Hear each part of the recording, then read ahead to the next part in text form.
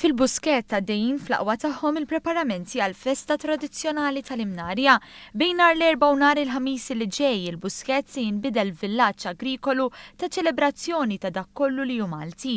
Din festa popolari għall-bdiewa u r-raħħala li jistennewha biex jesebixu l-frott u l-ħxejjex tagħhom. U aħna bħala bdiewa nixtiequ li tibqa' tinżamm din it-tradizzjoni, nkunu ħarsu għalija biex nieħdu sehem.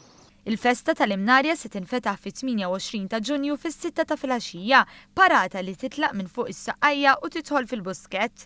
Wara l-familji Maltin ikollhom ċans ta' lejl ta' divertiment fil-Buskett fejn ikollhom l-opportunità li jduqu ikel tradizzjonali Malti u jixtru minn varjetà ta' prodotti lokali.